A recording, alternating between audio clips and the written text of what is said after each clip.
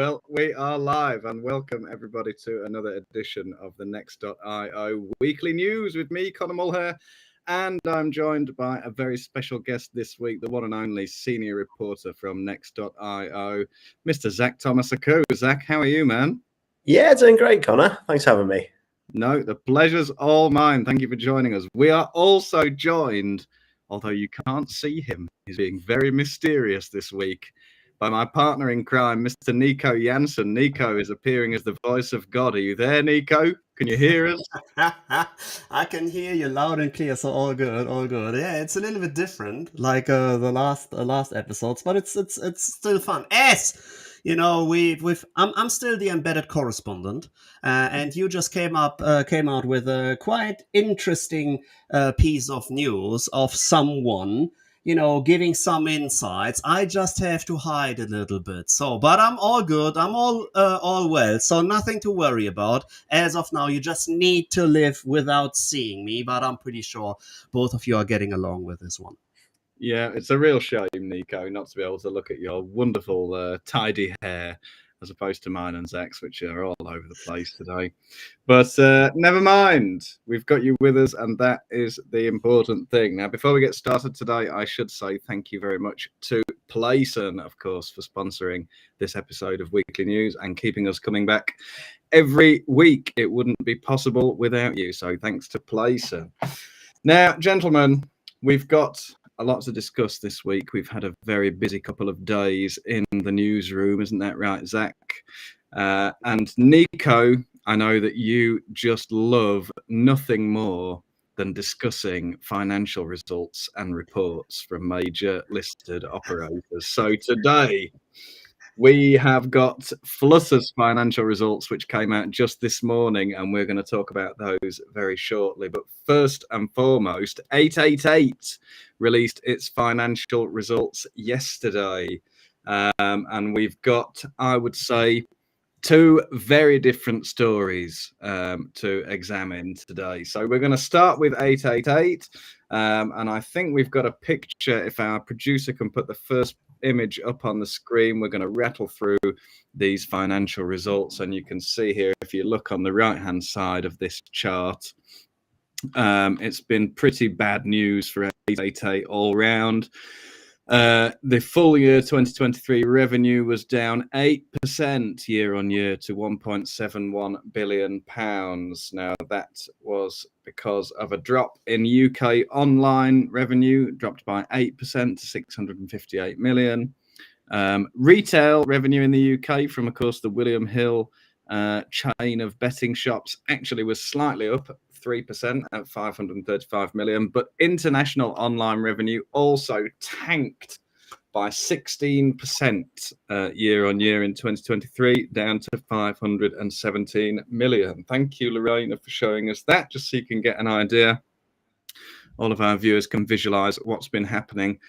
Basically, it's a pretty, what would you say, underwhelming report, Zach. Yeah, it's very underwhelming. I mean, especially in comparison to Flutter, which is like thrived in markets which 888 is really struggling in, like the UK and Ireland, which is interesting because they're both facing the same regulatory headwinds and dealing with the same economics.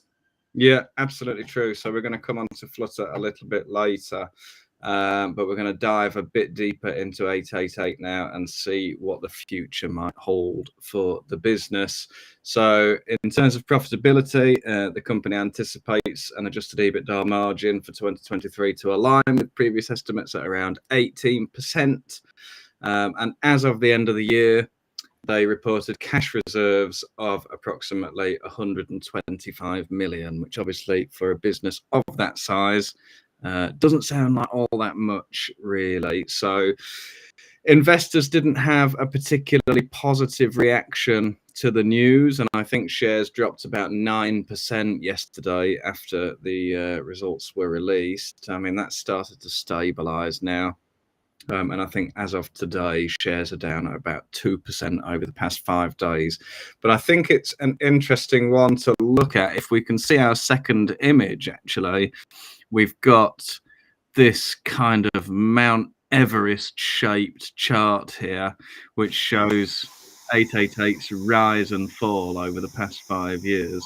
Of course, the shares are down still 55% compared to where they were 5 years ago, and down God knows how many percent from the peak there in late 2021. Thank you, Lorena, for showing us that. So it's been a difficult few years for 888, to say the least. The market cap of the business today is about £360 million. But of course, just 18 months ago, they spent £2 billion acquiring William Hill's non-US assets. And actually, it was reported last month as well that who was it? Playtech had tabled a £700 million bid for 888 last year as well. So, Nico, when you think about that massive fluctuation in the value, would you say, from your perspective, it looks like 888 is going to be a target again for acquisition? What do you think about all this? Yeah, the question is just where possible selling pressure might occur from. So if they already denied a sale to Playtech for 700 million, I'm pretty sure with an actual market cap of 360 million pounds, which you just lined out, a possible selling price will not be in the area of 700 million pounds as of now. So if they did not sell by 700 million pounds, why should they sell now?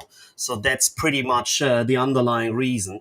As of now, they are re-establishing the overall structure. They are, giving legendary gaming folks a new seat, either at the board or in any other C-levels. And they are trying to turn the ship around. And one thing is for sure, we will have some news covering 888 and William Hill in the near future. That's for sure. I think the interesting thing about a potential acquisition for 888 is who would buy them. Like, it seems to me that we struggle to see a US operator who'd like to make a bid, because they've got all this grey market liability. They've got all these ongoing court cases going on to do with their historic operations, unlicensed operations in Europe. And US regulators have historically looked quite unfriendly at that. So I'm not sure a US operator would like to risk their US license. I think probably the best bet would be maybe some kind of private equity who might want to take it on, who doesn't mind the grey market risk. But I mean, at its current share price, it would be quite cheap for its reach and its number of users. So yeah, we could maybe see something happening. Yeah, good point. Let me say hello to Bogdan and Ross in the comments. Thank you for joining us today. I hope it's nice and sunny where you are, just like it is where I am here in Wimbledon. Do let us know in the comments if you think there is a potential buyer out there for 888. Do you think the board would be amenable to that kind of option? We don't really know at the moment. But you're quite right, Zach. It's a good point to mention about the number of users, because curiously, revenue was right down 8% in the UK, but the number of users was up by 11%. So they've obviously got reach, but the problem was that the average revenue per customer dropped 18%. So they're obviously going for a higher volume of lower value customers. They've obviously, I think, with regulatory change in the UK, major operators have been kind of focusing on winding down VIP schemes and maybe dropping liabilities by getting rid of some of their biggest players that maybe had a bit more danger of landing them in hot water somewhere down the line. So they're kind of focusing on this, trying to get the volume in and get that number of users up. But unfortunately for 888, it just wasn't enough to deliver year-on-year growth this year. Now, Nico, you did mention the new leadership team that's being installed at 888. In fact, it kind of looks like that process has sort of been completed for now. They've got a very new look executive suite. But I wanted to mention before we look at that more that Per Widerstrom has put in place as the new CEO. So straight away when he came in, he set up this £30 million cost savings plan in December. And they already had expected this sort of £150 million worth of synergies from the integration of William Hill's assets. But I'm going to just kind of take over here for a minute, take over from myself, with a bit of analysis from Paul Leyland, because he's really on the money from Regulus Partners, of course. Paul Leyland's really on the money with this kind of thing, and really knows his stuff. So he kind of analysed these results yesterday and said that the continued double-digit international revenue declines demonstrate how much harder it is becoming to extract value out of an increasingly complex and competitive global online regulatory environment. So, of course, we're all familiar with the struggles AAA has had in some of its grey markets, and as that regulatory environment gets more complicated, it just gets more difficult for operators like 888. But another bit that I wanted to point out is that Paul has really dug down into these numbers a little bit, and basically at the end of the day, cutting through all the noise of the financial results, he said that the business is going to be left with about £100 million of free cash flow. He said that might sound like reasonable headroom, but it is the equivalent of around 10% of the group's fixed costs, or 2 years of 5% cost growth if revenue remains flat. So actually, when we're talking about the scale and the margins that we are talking about with 888, 100 million of free cash flow is really not a lot of headroom for the business. So he said, with 1.6 billion pounds of debt, rising underlying costs, a less forgiving macro environment, and continued regulatory uncertainty, the combined group now needs a real turnaround to survive. And of course, that turnaround is expected to be delivered by 888's new executive team. So I think we've got an image we can show as well, which is showing all the new C-suite members of 888 and where they've come from. And it's starting to look like a real super group of people from all sorts of different businesses, but few guys in there from Flutter, PokerStars, and the Stars Group. We've just seen Jeffrey Haas from DraftKings added into the mix. So, Nico, what do you make of this new leadership group? It looks pretty strong on the face of it, doesn't it? Indeed, it looks pretty strong, and it seems like each and everybody of them has a Flutter background. If you just take a look, PokerStars, Betfair, Sky Betting, Superbet, B-Win Party. So it's like at the Zone as well. It's a funky bunch of former Flutter employees. So it seems like they have history. They've already shown like they can for sure run a competitive product and a competitive gaming, iGaming or gaming market.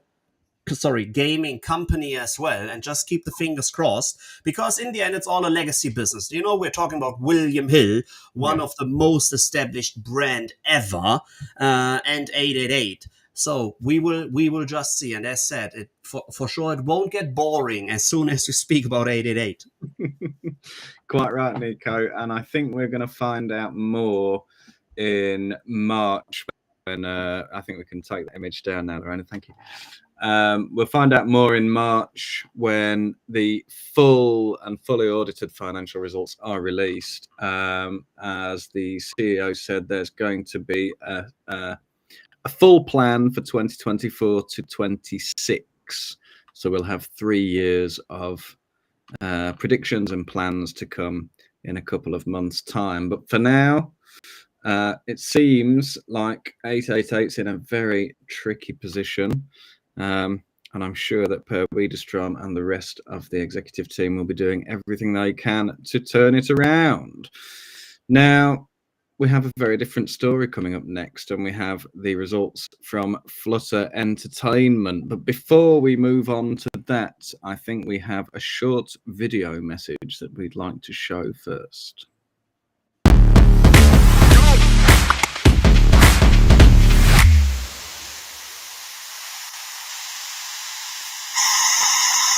There we go.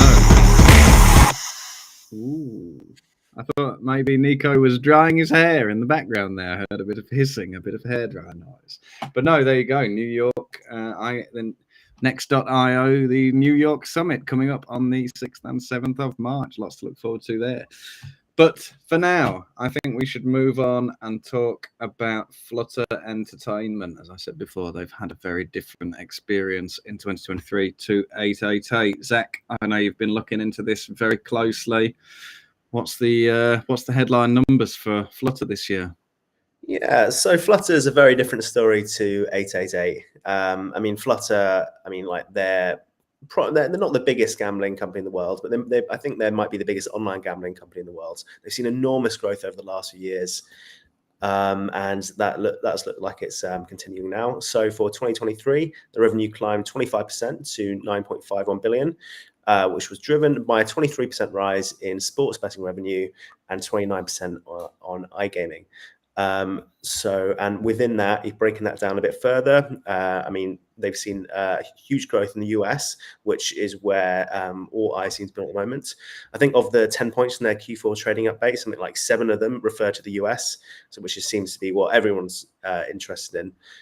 In the US, it's all about iGaming, it seems. While they remain like the online sports betting leader, they've seen the most growth has been on their iGaming side, which CEO Peter Jackson said was a result of product improvements going back years to the group's 2022 Capital Markets Day, where they announced a sort of 3-year strategy to first fix a product, then get product parity, and then draw ahead of their competitors, which is what they're saying they're trying to do this year. I think a big part of why the markets have reacted so favorably to this, which they have, their share price has risen 11% since the news was released, has been that the increase in their market share.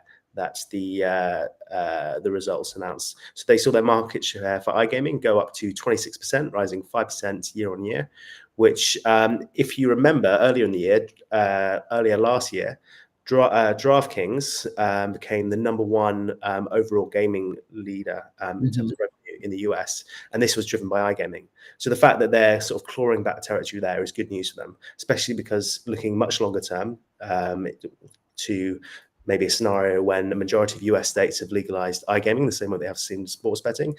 Whoever is the winner of iGaming will be by far the revenue leader, because iGaming is so much more profitable than sports betting. Yeah, absolutely. I think it's kind of one of those discussions that we think about maybe we're talking about 10, 15 years into the future now, where we're thinking about real widespread iGaming across the US. It certainly doesn't seem to be coming anytime soon. But I think we've got a picture we can show as well, yet another image showing Flutter's results here, and it's kind of pretty clear to see just where all that growth is coming from. So pretty modest in the UK and Ireland, but not bad. Slight dip in Australia, and then pretty strong growth internationally as well. But the US is just storming ahead there. US accounting now for nearly, not approaching, sort of 50% almost of group revenue. Maybe it's about 35, 40%, something like that. But you can see how much that's driving the growth there. So what was the kind of explanation behind that? I think there were a few state launches last year, which probably helped. Yeah. There were four state launches in 23, as far as I'm aware. So there was Maryland, Kentucky, I think, and then 2 more, Ohio, and then 1 more I can't quite remember. But yeah, I mean, there were state launches, but I mean, I actually think you have to remember that the US is it's a very young market, especially compared to like the European markets. These are consumers who aren't familiar with sports betting. There's a lot of people who are or iGaming, a lot of people trying it for the first time. So it's why I think a lot of the interest comes from, is because there's a lot more potential for growth in the longer term. Also remember that the US had much stricter regulatory enforcement against unlicensed online gaming than other markets, which means there's reason to think that American consumers might be in general less familiar with which is part of the reason there's room for growth. The interesting thing about iGaming, this is something that Peter Jackson mentioned in the earnings call, was that a lot of the growth is coming from people who are just trying iGaming. That's not cross-sell. So not people who are jumping from their sports betting products to their online casino. That's straight up just people trying it for the first time. And for that, Peter Jackson said that products was really why this was happening. Though every gambling company says that their product is the best, but Flutter, when you look at the rankings, then my analysts, their products are consistently ranked pretty high. Yeah, I think FanDuel comes out really well in the US tests, and obviously they've got a big variety of brands internationally as well. Now, what are we going to talk about next? I think we should have a look at what the impact of all this was on investors. I think you mentioned it briefly there, but we've got another image that we can show from the last 5 days of share price performance for Flutter. I think the market has reacted pretty positively, to say the least. I don't know if Lorena can find that chart for us. But there you go. Yeah. So over the past 5 days, the shares are up 17%. So there's obviously a huge amount of confidence in this business. And I suppose, as you mentioned, Zach, one good reason for that is FanDuel's presence in the US. And I think we've got another picture for you, actually. We've got a very interesting little map that Nico found. Nico, can you see this? Can you talk us through it? Yeah, of course I can talk you through. So first of all, shout out to David Sargent, who is keeping up with that specific, or who updates that specific graphics. And this is on a state-by-state basis in the US, where you actually see the market leader. And as already anticipated and talked through so often, we literally see a duopoly in the US run by DraftKings and FanDuel, and the overall revenue of and in the US of Flutter origins from the exceptional performance of FanDuel, which you can actually see here. They are the market leader in state of New York, etc. So in the end, the overall market share of roughly, if I'm not mistaken, around the 68-70% is owned by DraftKings and FanDuel, with these two groups just, literally running the overall markets as well. And this is just underlying what Zach already pointed out as well. So whoever owns the iGaming market in the US, and this is always reflected in the balance sheets as well. And thanks, Lorena, for putting this one up. Nice. Yes, excellent illustration there of just how competitive those US markets are and how dominated, of course, as we all know, by FanDuel and DraftKings. But Zach, it's not all about the US. It is an increasingly important part of Flutter's business, of course. But I think Peter Jackson had 1 or 2 things to say about Brazil as well, which is also a market that lots of operators have got their eye on. And it ties in actually with this comment we've got from Bogdan, who says he's been saying this since a year ago, that there's going to be an acquisition spree, and it already unfolded in 2023. And Bogdan, you say you're confident we'll witness a similar acquisition game this year too. So new influential industry leaders are set to emerge, driven significantly by US operators and owners. Well, it's going to be an exciting year, that's for sure. But moving on from that, well, kind of related to that, Zach, what did Peter Jackson have to say about Brazil this morning? Yes, this was quite interesting.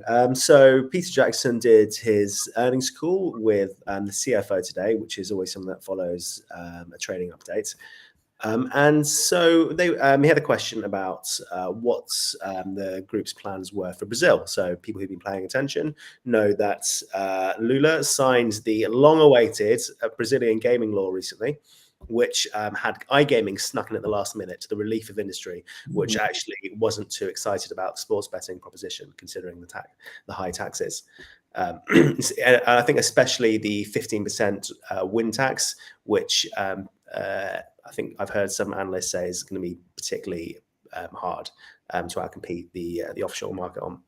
But yeah, so Peter Jackson, he bigged up his brands, PokerStars and Betfair. They're both already in the market. They're both doing okay. They're not the leaders. The leaders are Bet365. Some like local brands. Entain Sporting's Bet is doing quite well, but they're respectable. They've got a respectable market position. Mm-hmm. And Peter Jackson said basically, look, we're interested in organic growth, which for people who don't know is just growing normally through a market. But M&A could also be on the table, which would see them acquire a local brand, a local hero, which they could use to sort of be their brand in the market.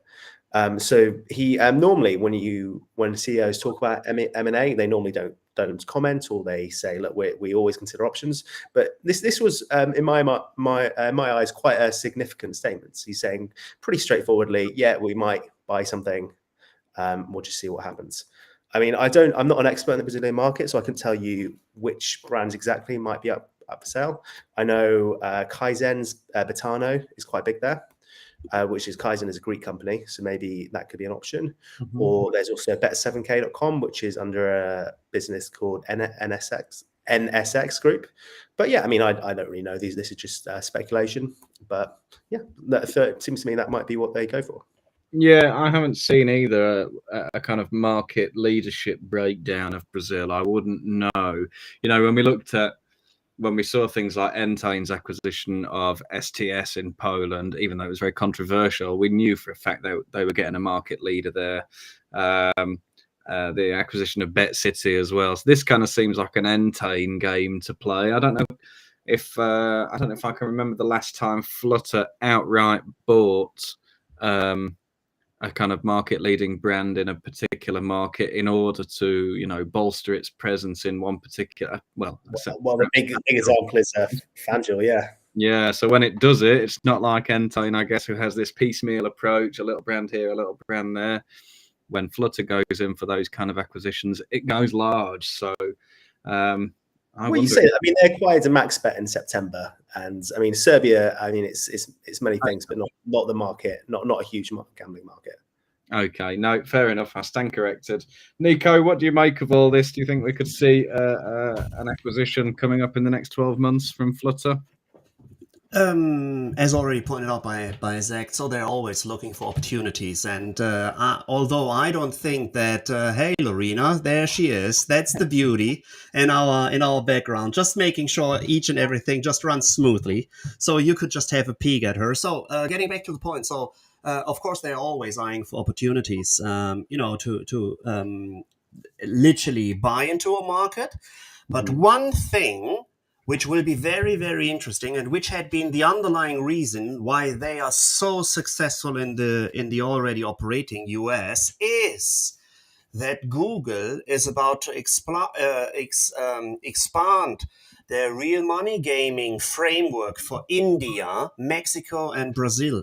And hold your horses. So the tech giant has stated that its change in the policy follows the learning from the pilots and positive feedback from users and developers based on RMG app types for Rummy and daily fantasy sports. So I'm pretty sure there are another bells ringing in each and everyone's head, as the daily fantasy sports had been the underlying reason in the US already. They will be very, very happy that they can, introduce India, Mexico, and Brazil into their daily fantasy sports offerings as well, which had also been one of the key factors for their Ontario success as well, where they had been able to literally convert roughly 65 up to 70% of their existing user database.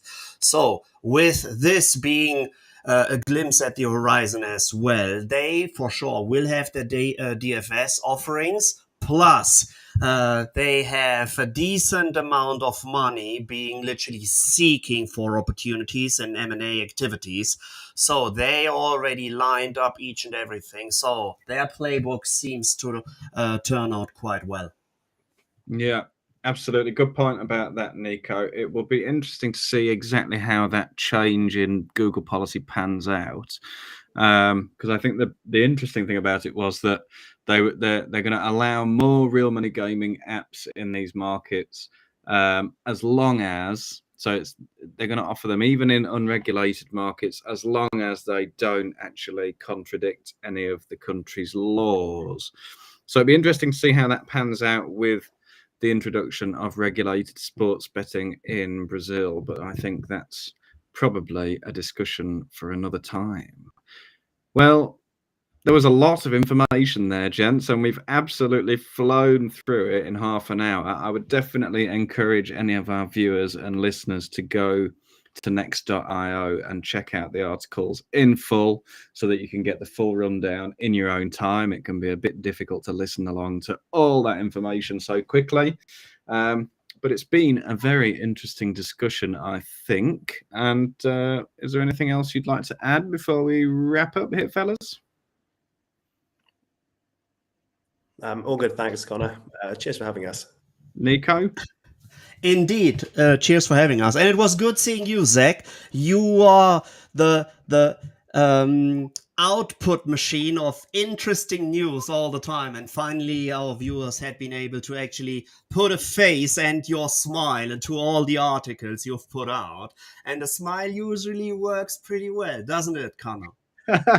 You know it, Nico, and you're absolutely right. Zach is doing some brilliant work for us here at next.io. But before we wrap up, let me say thanks again to Place and thanks to Lorena, our producer. Zach, it's been very nice to see you, and Nico, it's been very nice to hear you this week.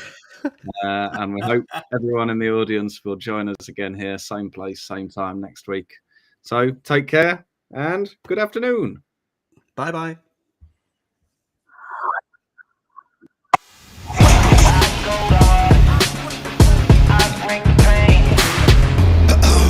They ain't coming close to me. Flows on atomic, I'm starting fires through poetry. The heart's out, staying loyal, no falling out. And if you step into the court, be ready, we balling out, yeah.